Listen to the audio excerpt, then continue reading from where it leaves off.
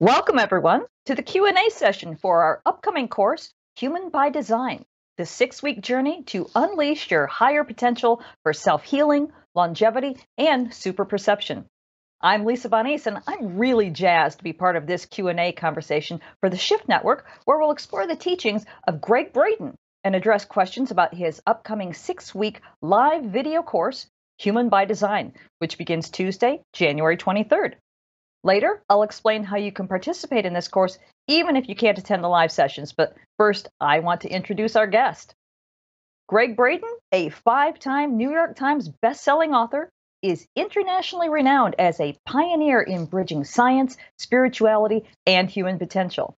His discoveries have led to 12 award-winning books published in over 40 languages.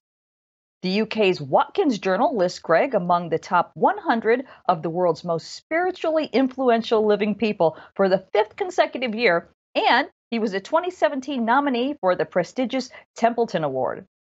And in just a few minutes, we're going to open up for your questions. But first, I want to welcome Gregg Braden. Welcome, Gregg. It is so great to talk to you tonight. To be here. I am absolutely thrilled to see you, and I want to say good evening to our global listening and viewing audience tonight. I want to thank every one of you for just taking a few minutes out of your lives to check this out and spend some time with us tonight. It means a lot, so thank you. I think we're going to have a really good conversation. We've got some great questions already lined up, but before we get to those, why don't you tell us just a little bit about your new book and about the class that you're starting here soon at the Shift Network? What made you want to teach a class here? Sure. Well, I would love to do that. And I want our audience to know we're dealing with remote technology here tonight. I'm in northern New Mexico. Lisa's in another offsite location. And I know there's a little bit of a delay bouncing back and forth. So I'm going to apologize now in advance for any of your words, Lisa, that I step over. And then you just apply that apology wherever it's needed throughout the night, if you would, please. I appreciate it. So this course, I am absolutely thrilled to share this course. This is my very first course with the Shift Network. Shift Network, you're my first, and it's based upon a body of research that has unfolded over the last 33 years. I have had, in those 33 years, the opportunity as a scientist to spend time in some of the most isolated and remote and pristine and magnificent and beautiful places remaining in the world today, the monasteries and the nunneries and the Tibetan Plateau and the Andes Mountains of Peru and Bolivia, and the monasteries, the mountains of Egypt, and with the shamans in the Yucatan and southern Mexico, and all through the American desert Southwest and even more places. And what we're finding, Lisa, is that there's a wisdom that's been preserved by our most ancient and cherished spiritual traditions in those traditions, and it is practiced by many of the indigenous people today, on the one hand.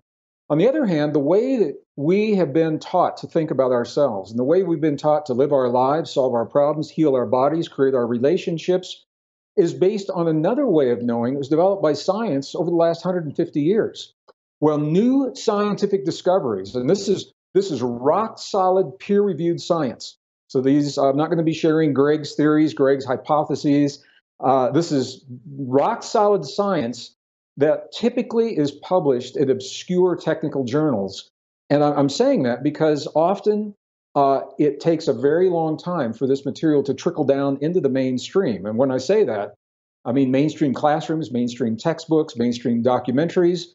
And even when it does, what I can say to you very honestly is there's a reluctance in some places and even a resistance to sharing these new discoveries for one simple reason: it changes the story. And my feeling is that when the evidence no longer supports the story, it's time for a new story. And that is what Human by Design and this course are all about.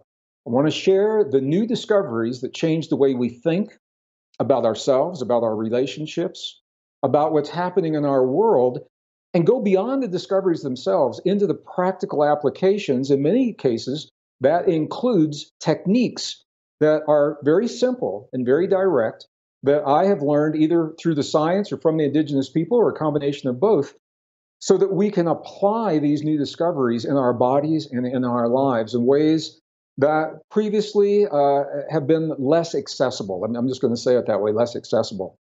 So I'm offering this course now. I've had the opportunity to share this material with people all over the world. And my My thinking is if I can get the ideas across through translators in 5 different languages in one conference, which is something we just did recently, if I can find a way to share this through those languages in a meaningful way with the people, that informs me in terms of what kinds of words, what words people need to hear to embrace this material. So I have held off offering this course through Shift Network until I felt that we had that expertise under our belts, and I think we've got that now. I'm absolutely thrilled to share this. And I have to tell you, we could do this anytime. It'd be interesting. But this course is important right now because I know that our world is changing. I'm speaking right to our viewers here. Your world is changing, my world is changing, and it's happening in ways faster than we've been conditioned to accept the change, and in some cases in ways that we've never seen. And if we try to solve the problems that life brings to our doorstep through the thinking of the past, the thinking that brought us here, we're going to be stuck in the issues and in the problems. We're going to feel like we're spinning our wheels. And I'm excited to share this because the science and the indigenous wisdom allow us to marry these two great ways of knowing into something that's more than the science can be all by itself, or more than the spiritual wisdom can be all by itself in the modern world, the way we are shown the world today. And that gives us the evolutionary edge to thrive, not to survive, but thrive and transcend whatever it is that life brings to our doorstep. Well, I just cannot think of anything more worthwhile or a better way to spend our time together. So I'm honored to be with you all, and Shift Network, I'm going to say right up front, thank you for making this possible. You all are awesome. You've done a beautiful job so far, and I cannot wait to begin this course. I can't wait either. I've already signed up. Let me ask you a question real quick. When you were talking with Stephen Dinan on the previous conversation with Shift, you were mentioning that something about each decade we sort of have a new crisis. Like there was a crisis in the 70s and then one in the 80s, et cetera. So now we're just sort of in our modern day crisis, which was really kind of nice to hear. It made things a little bit less scary. But I wonder, can you talk just a touch about what our current crisis is about?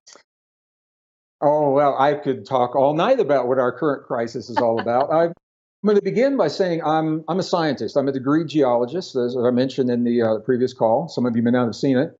I have obviously a background in the earth sciences, but also a strong background in the life sciences. So molecular biology, molecular chemistry, math, physics, computer science, and it all works together to help me to delve into the research that is published in obscure scientific journals, but simply does not trickle down into the mainstream. You don't see a lot of this stuff in the airport newsstands or, in Newsweek or on CNN or BBC or something like that. On the one hand, the other hand, it is rock solid science that is giving us new ways to think about ourselves and our world. And what that science is telling us, what makes our time so unique, is that we are now living a convergence of cycles that are rarely talked about in the West. And when I say the West, I mean Western science or Western academics. Indigenous people talk about cycles all the time. But in the West, they don't. So we're living a convergence of 3 cycles that are turning the way that we live upside down. And it is simply not acknowledged in the mainstream in its totality. We tend to talk about the individual cycles. So climate cycles, that's part of what's happening. We are living a natural rhythm of climate change. It's being enhanced probably by the activities of humans, but humans did not cause the climate change. And as a geologist, I can tell you this by looking into the records of the past, the ice core records, the last 420,000 years of the warming and the cooling of the Earth. So that is enough to change the way we think and live if we're happening alone, but it's not, because we're also living a cycle of economic change, and we are also living a cycle of human conflict. Now, when I say human conflict, it surprises a lot of people. I had the opportunity recently to speak at the United Nations with a dear friend and colleague, Dr. Bruce Lipton. We were invited to speak as a team about the changes that we're seeing in our world right now. And when I mentioned the cycle of human conflict, many people in the audience were surprised. They said, doesn't it just happen whenever it happens?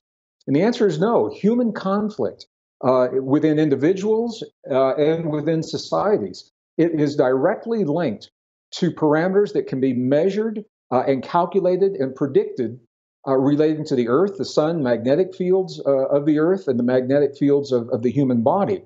And it goes like this: when the magnetic fields are strong, we are less aggressive, we are more cooperative. When the magnetic fields are weak, just the opposite. We are more aggressive and less cooperative. And we happen to be in a cycle right now where the magnetic fields are in a relatively weakened state for the next couple of years. And it doesn't mean that we must have conflict, but it means that we are vulnerable and susceptible to conflict. So when you put all this together, when I can't think of more of a perfect storm, cycles of human conflict, cycles of economic change, cycles of climate change, all happening at the same time. So if it feels to anyone like the world is coming apart at the seams and everything's upside down, I want you to know there is a rhythm to the cycles. They have a beginning, they have an end. I believe that it's possible not only to survive, but to thrive in the new world that's emerging. And that's the key. If we cling to an idea of the world that we used to know and we're waiting for that world to come back, that's where the struggle and the suffering comes from. If we can let go of that world that served us well enough to get to where we are today and embrace the new world that is at our doorstep and be honest and truthful and factual with ourselves about what that world means, then that is where we have the opportunity to shift our perceptions, to allow the new discoveries to empower us so that we can literally thrive in this new world that's emerging. So this is why I think the course would be interesting at any time. I think it's necessary. It's vital right now because we've got to think differently about ourselves and our relationship to our bodies, to the earth, to the future, to the past, and to one another. We've got to think differently if we're going to move off the mark and truly, in an evolutionary fashion, move into the world and become the people that we know are possible. So there's a new human story emerging. It's a beautiful story. And that is what this course is all about, the new human story. All right, great. I feel like I'm talking to Harry Seldon. Well, that was a long answer to a short question, but I wanted to lay that out so we can tie into it through the rest of this conversation tonight. Right, right. Well, let's go ahead and start taking some questions because they're piling up and we've got some really great ones here. Sure. Those of you who are watching, we have the rest of our time together to answer your questions for Gregg as we prepare for his upcoming course. Again, that's called Human by Design, and it begins Tuesday, January 23rd. And if you want to check out the website and learn more about the 6-week course, you can visit humanbydesigncourse.com. That's forward. Some people have been saying I can't get there because they're only saying human by design. It's humanbydesigncourse.com. And that's where you can see the full description of what we're talking about. So let's go ahead and get started with your questions. If you have a question for Gregg, just go ahead and type them into the chat box and I'll be happy to read them aloud. So let's start with a question from Jean. Jean says, where are we headed next in consciousness? I love it when the questions happen before the course so that we can just get all that out of the way. Consciousness depends on how you measure consciousness. It depends on what parameters you're talking about. I'm going to begin talking about evolution, and that's going to be a big part of actually the very first module in this course. And what I got to tell you, as a geologist, what I am now discovering about human evolution is so very different from what I've been taught in the past, because the discoveries are telling us that Darwin's idea of evolution is not our story. Our bodies are not the product of an evolutionary process, as we've been led to believe. We showed up 200,000 years ago. We haven't changed since we showed up. We're still here. So it's not the evolution of the human body. Where the evolution is occurring is in consciousness. And this is one of the places where it gets really, really interesting. Now that we are able to extract the DNA from the fossilized remains of the beings that were believed to be our ancestors, we can compare their genome to ours. And we can tell a whole lot about their bodies. And when we place that with the physical remains themselves, with the fossilized remains, it begins to tell a story. So anatomically modern humans, used to be called Cro-Magnon, is the term that was used when I was in school back in the 50s, 60s, and 70s. The term is no longer used, now called anatomically modern humans, appeared 200,000 years ago. They haven't changed, so we are the anatomically modern humans that showed up 200,000 years ago. And for all intents and purposes, our bodies are identical except for one place. And that one place is in the brain. So, and I'm going to get to the consciousness part right here. Because what we find is it appears that even Neanderthal, who preceded us and is not we did not descend from Neanderthal, but Neanderthal, Cro-Magnon, it appears that their brains were a little bit larger than ours. Now, you say, well, I thought we're more advanced. Here's the deal. Brains are all about surface area. The more surface area there is, the more neural networks we can create, because if you take all those folds and you stretch them out, we've got more surface area upon which to place the neurons.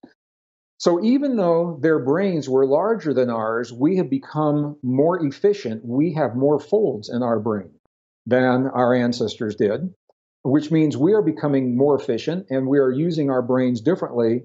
And that is a long way to get to the point where I'm saying this is where the evolution is occurring. It's not in the body, it's in consciousness. And our ability to use our brains in ways that we have really not embraced in the past. And I'm going to talk about that in this course.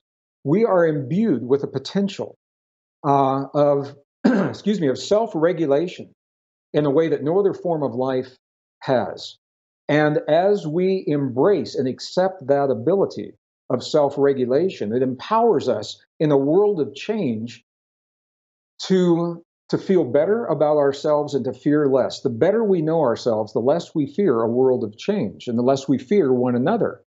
So as our world is shrinking, so the technology is bringing together nations and cultures and religions and ways of thinking in a way that we've never seen before, we've got to find new ways to embrace those differences that we've never had to embrace in the past. This, I think, is where the consciousness is going. Our consciousness is opening new doorways of understanding to create greater compassion, greater tolerance, more empathy, sympathy, and compassion in this evolutionary aspect of the brain so that we can meet the challenges and the needs of our external world and what it's showing to us. Now, there are other aspects. Of course, there are multidimensional aspects, and we know that. We know that our brain now through the gamma state, I'm going to talk about in this course. The gamma state, when I was in college, the gamma state wasn't even mentioned. We talked about alpha, beta, delta, theta.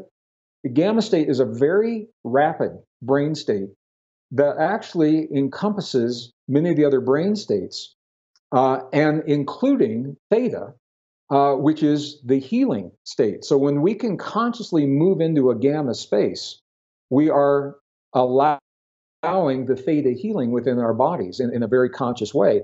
That is another aspect of consciousness. So where's consciousness going? The ability to self-regulate our immune system, our longevity enzymes, ability to self-regulate the healing within our bodies, different states of intuition, our ability to self-regulate our compassion, our tolerance, our empathy, and our sympathy as we are faced with new cultures and new ways of living that are not familiar with us. All of this is consciousness. This is where our consciousness is moving right now. So I'm not sure if that's what you had in mind when you asked the question. From my perspective, that's where we're headed. Okay, great. Well, let me ask, why do you think we're going through this expansion in consciousness at the same time that we're going through this current crisis? You know, couldn't ask a better question. There is a beautiful symmetry to what I see. And it's one of the reasons I'm so excited this time in our history. Well, I'm so excited to be sharing this information. What we're talking about in this program, it would be interesting at any time, but it is vital right now because of where we are. So here's what's happening. Natural rhythms and cycles of our planet are now changing the conditions within which we find ourselves for the first time in a very long time. We don't have a guidebook. We don't have a text necessarily that takes us step by step in terms of how we go through these changes on the one hand. On the other hand, look at what's happening. The science is evolving and making the discoveries that empower us to embrace the change in a healthy way. That's the key. We want to embrace the change in a healthy way, while at the same time, the science parallels our most ancient and cherished spiritual traditions that give us the tools so that we can thrive in the convergence of these cycles. So there's this beautiful symmetry. It's as the cycles are converging, the same time that the science now is opening the doors to the possibilities, and the similarities between the science and the indigenous traditions are actually giving us the tools and the techniques to successfully thrive in this shift. I think it's no accident that it's happening. I think we're right on time. I am completely optimistic about where we're going in our world. I think we have chosen some circuitous pathways, and I think we still got some rocky road ahead. But I am very optimistic about our future, about our ability to discover our humanness. This is the key. What does it mean to be fully human, to be a fully enabled, fully awakened, fully capacitated human, to use all of the extraordinary potential that has been with us for 200,000 years, to awaken that now when we need it the most so that we can survive as a species, thrive as individuals, have happier lives, healthier lives, and hopefully have a lot more fun in the world. Because, again, the better we know ourselves, the less frightening the changes become. And when we're not steeped in the fear, then we can open ourselves to the curiosity. What does this change mean? Where did it come from? Why is it happening? What does it mean in my life? And how can I thrive in the new world rather than trying to survive and cling to an idea of an old world, waiting for that world to come back? It's a subtle and powerful difference. So, this is an invitation to let go of many of the old ideas that you and I are steeped in. We've been steeped in a story that simply is not true. And the new discoveries are telling us it's not true. So now we have a choice. We either cling to false assumptions that we know are no longer true and no longer serve us and struggle and suffer, or we allow those ideas, we let them go because they served us long enough to get here. We allow the new discoveries to inform us in terms of new ways of thinking, new ways of being, new ways of living our lives. And that's what keeps us young and healthy and vital and happy, and have a lot of fun doing it. So that's, again, that's a long answer to another short question, Lisa, but we'll tie into all this as we go through our evening tonight. Okay, awesome. Thank you. Well, let's Yeah. go to a question from Catherine here. Catherine is referring, first of all, to that previous conversation with Stephen about mirror neurons. So perhaps before you respond to her question, you can explain what those are just a little bit to those who didn't hear the call. So here's the question. Catherine says, since mirror neurons work in a positive way with healing, do they also work in a negative way when we watch violent movies about war, global disasters, and even about extraterrestrials coming to Earth, which are intended to create fear? Could watching these movies program us in a negative way?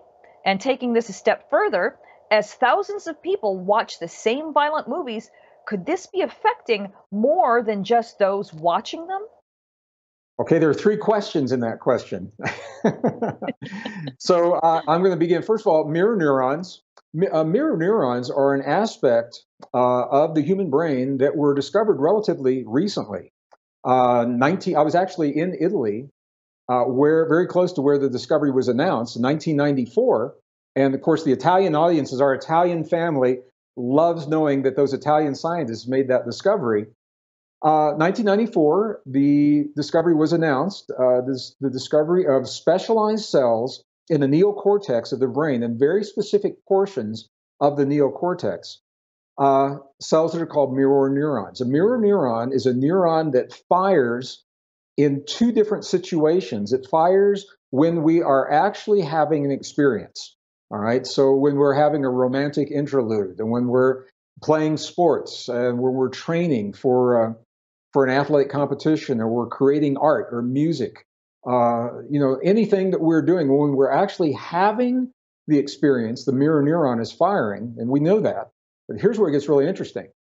The mirror neuron also fires when we witness someone else having that experience, even though it's not our direct experience. Now, think about what that means.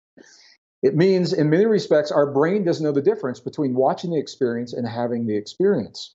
Now, that is what the mirror neurons, in essence, do. We'll talk about them much more in the course.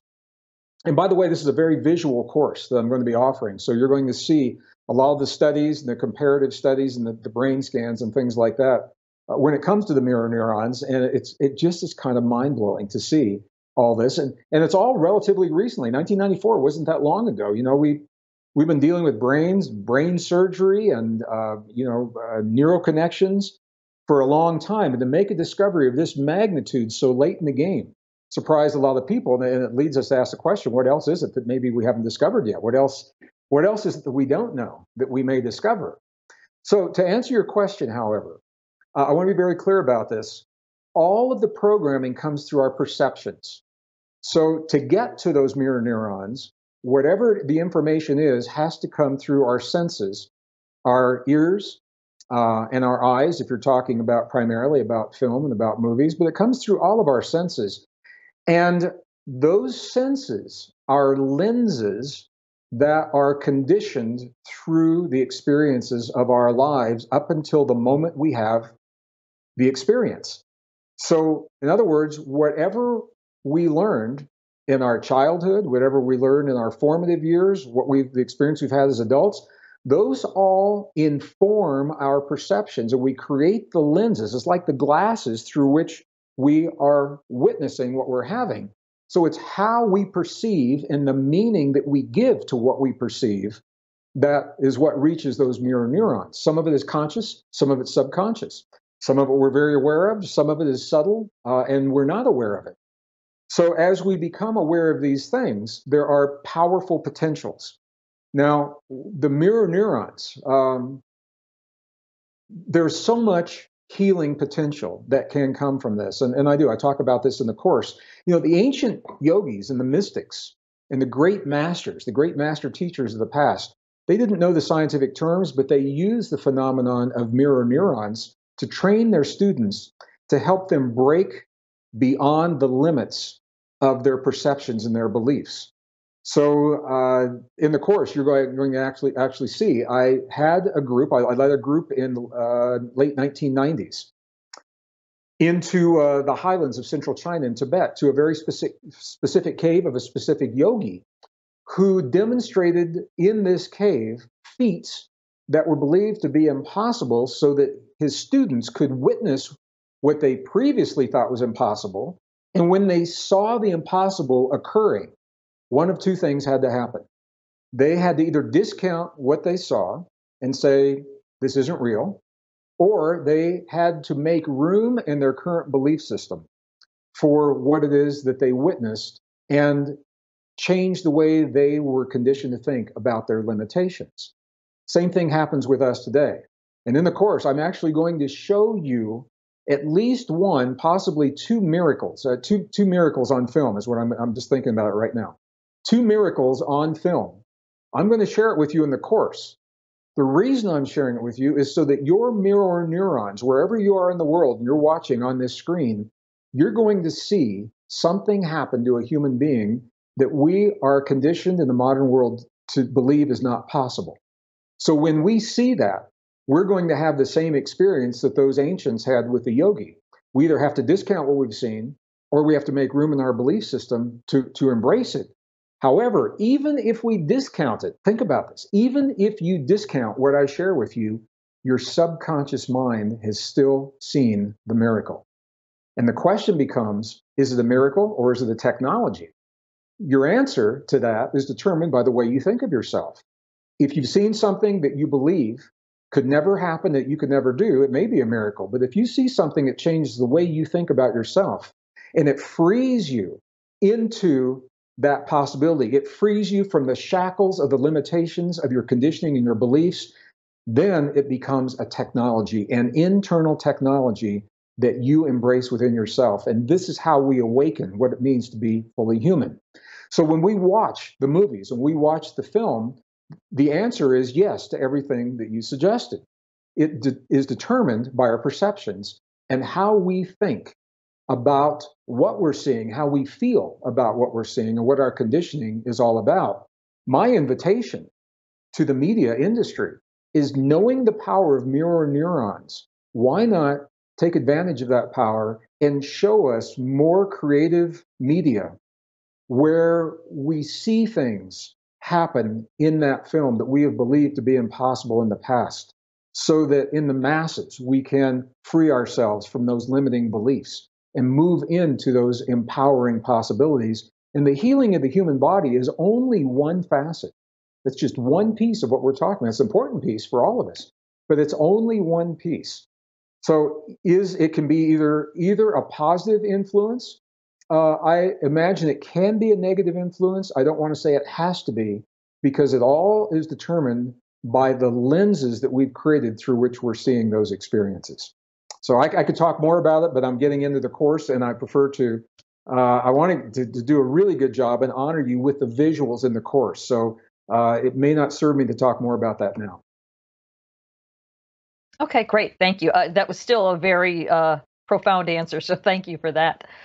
We've actually got a question here about the course specifically. Allison wants to know, in the unfolding of your upcoming course, will there be a list of references, including some of the perhaps obscure articles made available? I would love to be able to explore and cite some of the literature that you mentioned. Well, I can add those references if you would like. Here's Allison's a really good question, and here's where I'm coming from on this, and I'm happy to provide those, and we can do it through Shift Network. As I was developing this course, it's based on science, and I want to keep it real. So the things I'm going to be sharing with you, it's not so much, Gregg's theories, hypotheses, a lot of metaphors. I mean, this is real information, but I wanted to keep it as simple and as accessible as possible. Now, somebody asked me in a program recently, Gregg, are you going to dumb this down for the broad general audience? And I said, absolutely not. I would never insult you by dumbing it down. I'm going to honor you by using clear and concise illustrations of the scientific principles. And I will tell you where those principles, where the studies, where the research has come from. If you want the list so you can check it out for yourself, I'm happy to provide that. However, let me say this. Much of the course, The New Human Story, comes from the book Human by Design. That book, Human by Design, has the final chapter is about 33 pages of nothing but technical references. So I did the same thing in the book. I wanted to introduce the concepts, but I moved all of the technical information and those technical references to the back of the book to streamline the reading. Some people, when they're reading, they don't like to read a sentence in the middle of a sentence and say, so-and-so's research, 1999, or, the Italian research, 1994 for the mirror neurons. They don't want to do that because their mind doesn't work that way. So what I've done in the book is I moved the technical information, the references to the back of the book. In this course, I have moved the technical information, removed it, so that I can share the concepts. I have to tell you, each module of this course, I know from experience, is going to go by very quickly.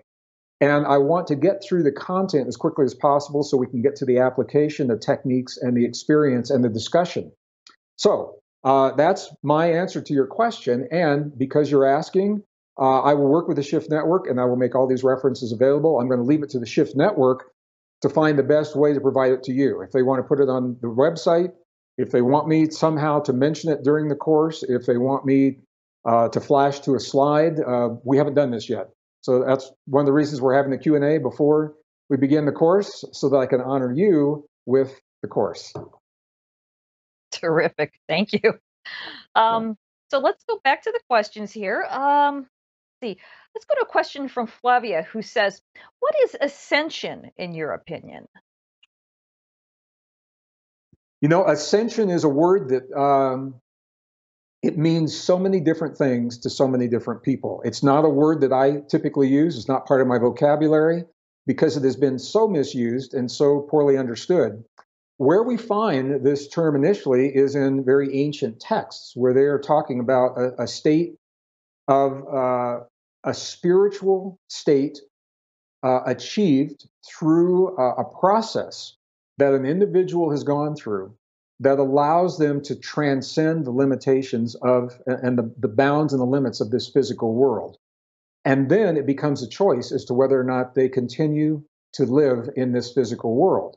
So, in other words, the thinking in the ancient texts, the spiritual traditions, is that we begin in this world believing we have no choice. And if we choose to follow a path where we awaken the extraordinary potential of the mind, body, the heart, and the brain, and the nervous system, and the perceptions, if we have the wisdom to recognize three things. If we have the wisdom to recognize that it exists, if we have the courage to choose, and if we have the fortitude to follow through with the practices, those three things, then we are changed as humans. We awaken the greatest potential of what it means to be human. And in a fully awakened human, it becomes a choice as to whether or not we choose to express our physical bodies in this world or in another realm, because we have attained the mastery that gives us that choice. So, in its truest sense, ascension is that.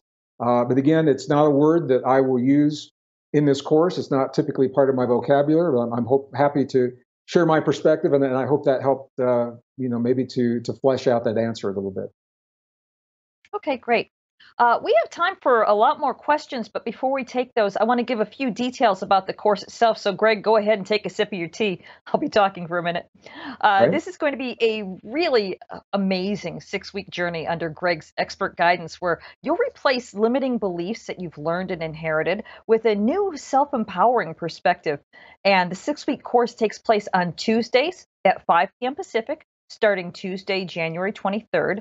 And if you can't join us live, that's not a problem. A lot of people are concerned about that because the time doesn't work for them, but it'll work out. You will not miss the teachings. You will receive audio and video recordings and transcripts and all course handouts on your course homepage. And also, we offer a no-risk money-back guarantee on our courses, giving you a whole 2 weeks until February 6th in this case to make sure that you absolutely love it. And as an added option, all participants are welcome to connect in a private Facebook community group so you can stay connected with one another. Also, everyone who registers receives the Human by Design bonus collection. That's right, free toys inside. First, you'll receive a video from Gregg Braden called Science is Now in Forbidden Territory, Revelations of the Human DNA Studies. Then you'll get another video from Gregg entitled Saving the World One Heart at a Time, Planetary Heart-Based Coherence.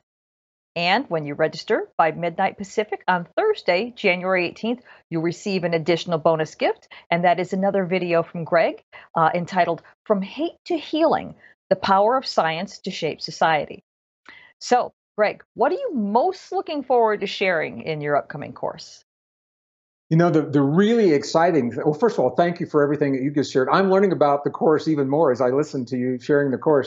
So I know now what happens if our viewers can't be present live. What happens if I'm not present live? What do I do then? We do it remotely. That's right. Yes. That's what we'll end up doing. So, the thing that excites me most is the fact that we live our lives, we solve our problems, we choose our relationships, we heal our bodies based upon the way we have been taught to think about ourselves. And that thinking is based upon scientific beliefs of the last 150 years. Many of them we know are obsolete. They have been overturned in the last 150 years. And the thinking of human evolution is a big part of that.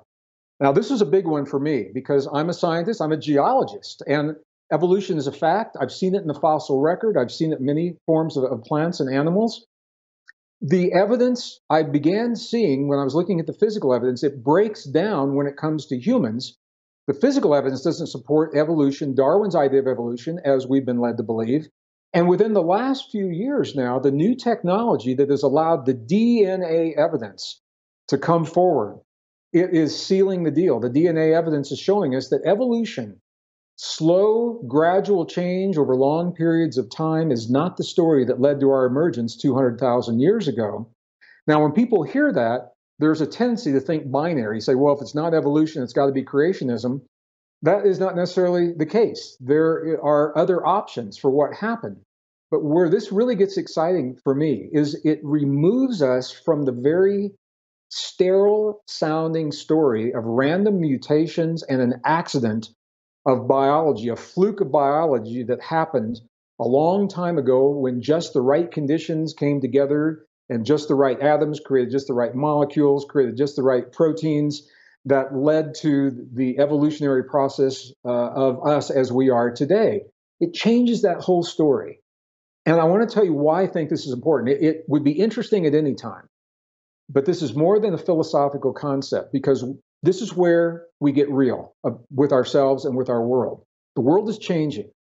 And as it shrinks and as we are pushing societies and cultures and religions and ways of thinking and believing together, the fear of the unknown is expressing itself as deep hate.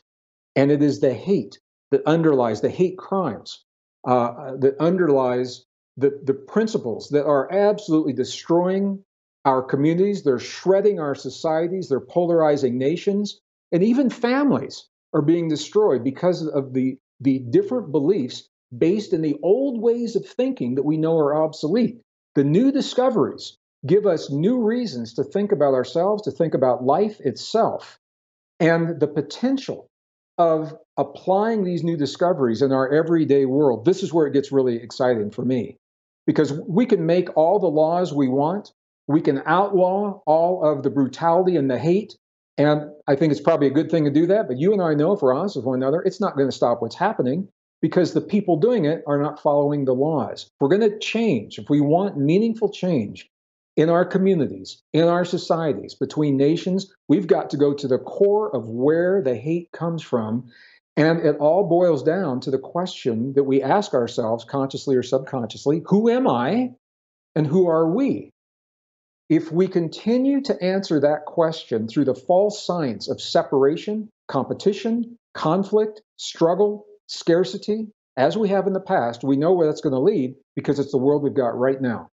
We want to bring about lasting change.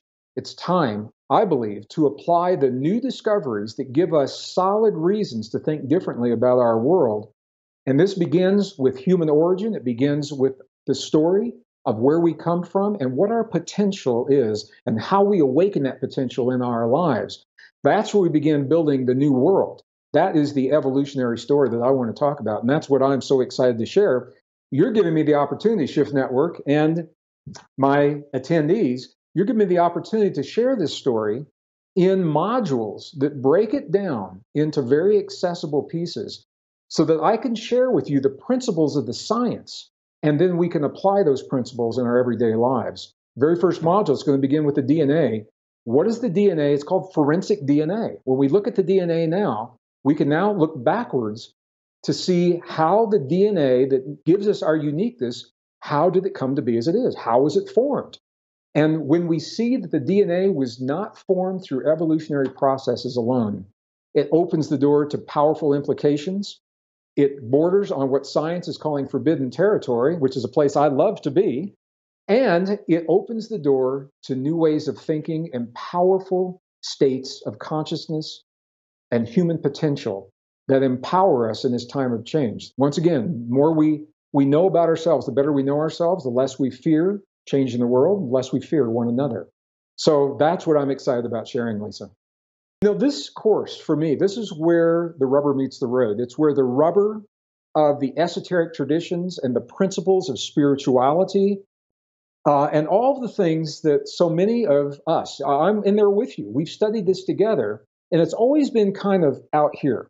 You know, it's like the spiritual way of thinking, the esoteric traditions, the mysteries and all of that. It's always been kind of here. And then here's our everyday life. You know, we get in the car, we go to work, we work in the corporations, we go to school, we raise our families.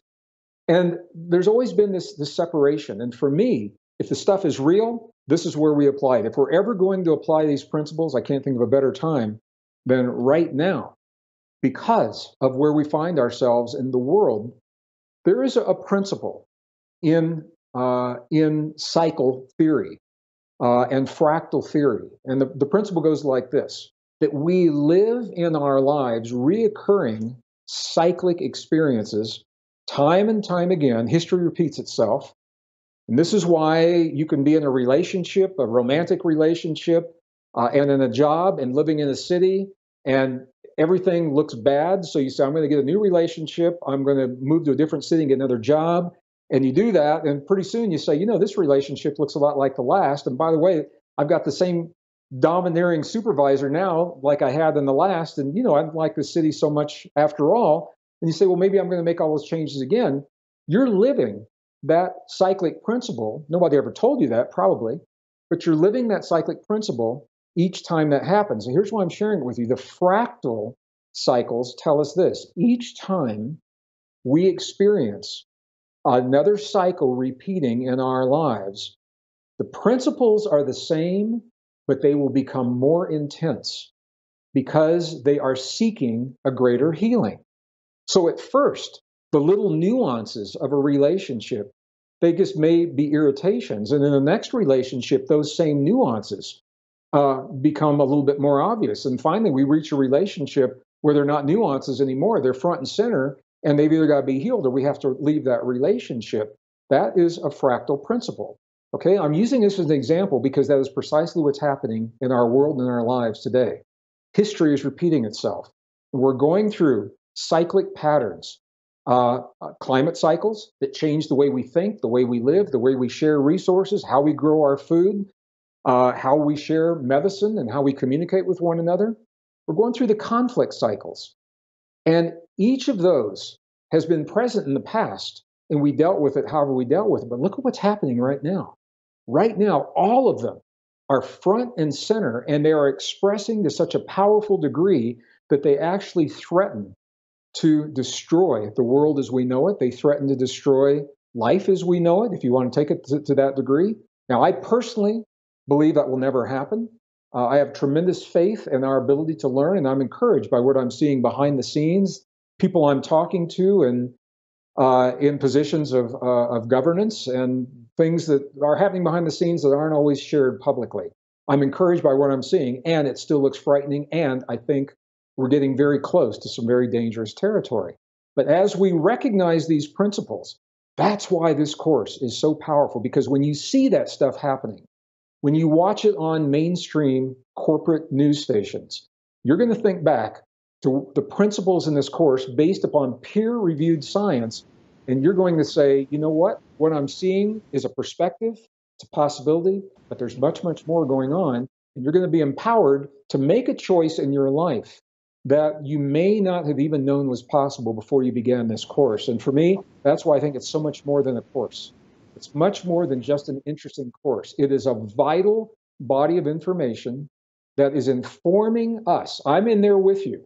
I'm simply sharing with you what I have come to understand in my years as an adult of the research, and the ways that we can bring it to bear upon the conditions of our lives and our world so that we can deal with all this. We're all dealing with it. Let's deal with it in a healthy way, so we can deal and embrace the change in a healthy way, and once again, become the best people that we can be, and by virtue of that, create the best world possible.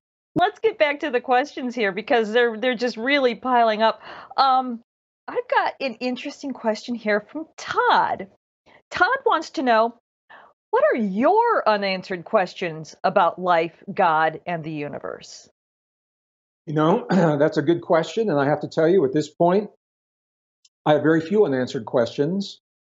Because what I have found in my, in my journeys with the indigenous people, in the time that I've spent alone in those most beautiful, pristine, and sacred sites, and what the science is telling us, has informed me personally to the point where I feel for myself I can make sense, and I have very few questions. However, and I have to be really careful about this, I'm offering you this course as a scientist. And I'm only sharing with you what I can show is validated through peer-reviewed science throughout this course. Now, there are places where I will share my opinion. And when I do that, when I deviate from the peer-reviewed science, I'm going to say to you, this is a Greggism. This is Gregg deviating from the peer-reviewed science.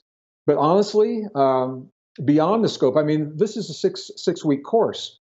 So, and we're just scratching the surface. There's so much more that we could possibly do. And with this course, it is a complete body of information, whole and complete unto itself. And I feel that it gives you and me a foundation and a framework to answer this question for yourself. Based upon what you learn, my goal is to empower you because I like to be empowered. I know that when I've been with teachers and masters, rather than having them say to me, Gregg, just do as I'm doing, that's not empowering for me. But when they say to me, Gregg, do as I'm doing because this is why it works and this is how it works, then when they're no longer there, I'm empowered. And when something changes that's a little different than what they shared me, what I've been taught, because I understand the principle, I know what to do and I know how to apply that in my life. I've taken that principle, those principles, and my personal experience and applied it to this course. I want to go beyond just telling you what to do and share with you the nuts and bolts of why these principles work so that when you have a question and you're not online, you're not on the course with me. So if I teach you a technique, for example, we're going to be talking about harmonizing the heart and the brain, and there are many different ways to do that. If I teach you an indigenous technique to do that, and you say, well, what happens if I do this? You're already going to know the answer because you understand how it works and what it means in your life. So my goal is to empower you with a new way of thinking. And if you choose to embrace that thinking, that is completely up to you. Somebody was asking me what I was going to teach today. I cannot say that I'm teaching because I don't know that you will learn. I know that you have the opportunity to learn and you have the opportunity to embrace what it is that I share. And if you choose to practice it in your life, you may. And if you do that, then I could say that I have taught. What I can say with absolute certainty is that I'm sharing. So this course is my sharing of what I have found to be true in the world of the best science of the 21st century, or the 20th and now the 21st century, married with deep indigenous wisdom. And there's a place where they come together in a beautiful way. Science is the contemporary language of ancient spirituality. And this is a good opportunity. I want to make a distinction here. When I say spirituality, and I want all my viewers to know this, I'm not talking about religion. Spiritual principles are about relationships. They're about your relationship. I'm going to get personal. It's all about you. It's about your relationship. Your spirituality is about your relationship with yourself, between your body and the earth, with other people, with the past, with the future, with the cosmos, with a higher intelligence. It's about those relationships. And those spiritual principles have been around for a very long time. The Aboriginal traditions can trace their DNA lineage back over 60,000 years as how long those spiritual principles have been in place for the Aborigines of Australia, for example. Religion is relatively recent.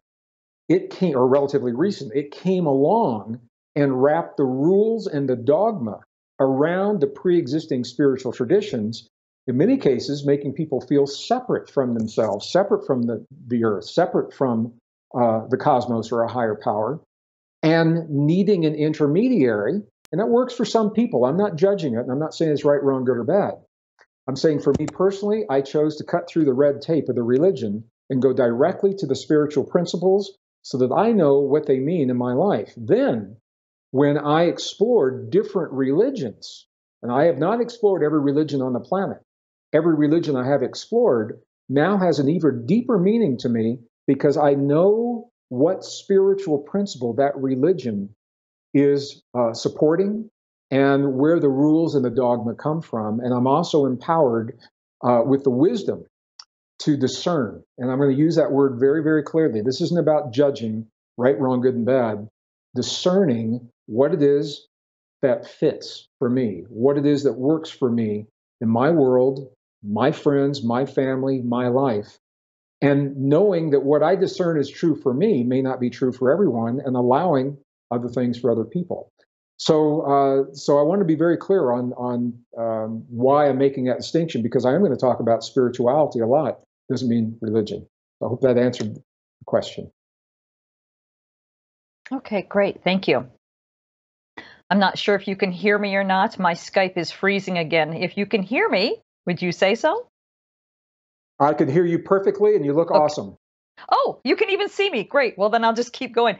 Well, since Skype is giving us so many problems, and we're coming to the end of the hour anyway, why don't we go ahead and do a little wrap up here? This has just been a fascinating conversation. I'd love to go on forever, but again, we're running out of time. I want to thank our viewers for being with us today and for being patient with our technical glitches and for all your amazing questions. Again, you can visit humanbydesigncourse.com to learn more and to register.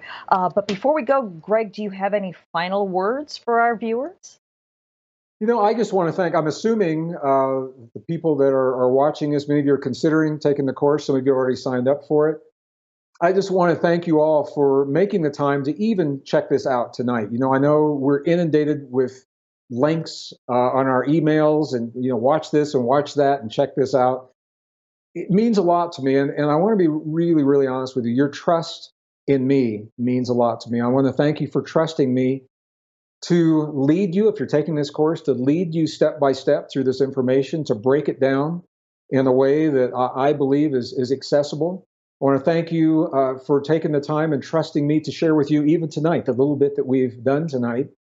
And I want to again thank Shift Network, Lisa, the work that you've done to facilitate this. And Shift, you guys have done this for a very long time. You run really beautiful courses. So I want to say to you, Shift, I'm going to look at you right now. Thank you for helping me to honor these beautiful people that are either thinking about or have already signed up for this course, and for me to do the best job I can possibly do so that they can have the best course possible. I appreciate you very much for that. Thank you. Great. Well, thank you again, Greg. It has been such a pleasure talking to you today. Thank you so much, Lisa. You take good care, and I look forward to our next. And I want to tell you, I don't think that the Skype was as bad on our end as you think it was on yours. So I don't want you feeling bad about what happened. Okay. So thank you so much for facilitating tonight. Great. Well, thank you. Once again, I want to say thank you to everyone who joined us today. On behalf of all of us at the Shift Network, I wish you well and look forward to having you on this course or perhaps another one in the future. Have a great night, everyone.